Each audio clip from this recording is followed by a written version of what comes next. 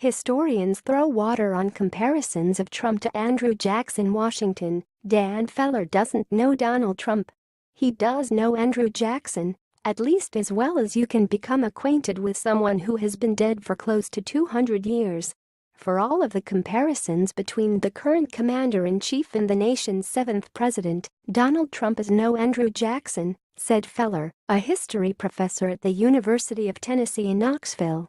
I'm kind of astonished by it, Feller said of the Trump as Jackson trending narrative. I see virtually no resemblance between Jackson and Trump.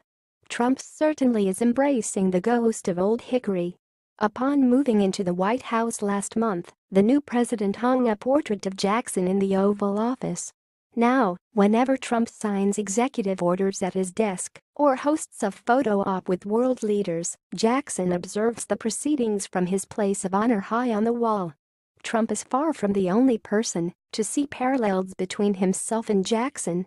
Members of his political team have been spinning the storyline for months that he is sort of a modern-day Jackson, an outsider who took on the political establishment and rode into Washington to return power to the people. But that theme is based on a foggy image of Jackson rather than the real Jackson, said Feller, director of the Papers of Andrew Jackson, a project that is working to collect and publish the seventh president's entire existing literary record. We think of Jackson as a guy who walks into Washington with a pistol on his hips and starts shooting, Feller said. He wasn't. Jackson was indeed a populist in his day. Jackson believed fervently that he represented the common man, said Howard Kittel, president and chief executive officer of the Andrew Jackson Foundation in Nashville. Those were his origins. The son of Scots-Irish farmers, President Jackson was from very humble origins and pulled himself up by his bootstraps, Kittel said. President Trump, from everything I've read, came from a family that had a good social and financial position that he has built upon. Jackson may not have had the background of a diplomat or statesman, as the young nation's previous presidents did. But a political outsider he was not. By the time he entered the White House in 1829, he'd already had a distinguished military career, worked as a district attorney, served on the Tennessee Supreme Court, and had represented the volunteer state in both the U.S. House and Senate.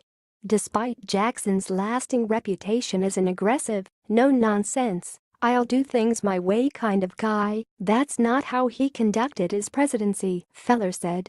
In reality, Feller said, Jackson had shed his rough frontiersman ways before entering the White House and, as president, was polished, courtly and even polite. Jackson's modern-day detractors point out that he was a slave owner and ordered the removal of Native Americans from their land in a bloody campaign that came to be known as the Trail of Tears. But in terms of foreign relations, he was remarkably pacifist, not the brash-talking, fist-shaking, America First contrarian that Trump seems to embody, Feller said. While Trump has spent the first couple weeks of his presidency threatening to undo trade deals negotiated by the Obama administration, Jackson was immensely proud of his achievements in negotiating treaties that opened up the rest of the world to American trade, Feller said. And what of that Jackson portrait now hanging in the Oval Office? It's part of a large White House collection and was painted around 1835 by Ralph E. W. Earl, a close friend of Jackson. Earl painted other portraits of Jackson's friends and family, including his niece, Emily Tennessee Donaldson, who served as White House hostess during Jackson's administration, said art historian William Kloss. It's a summer picture, Kloss said. But in that era, all of them are summer.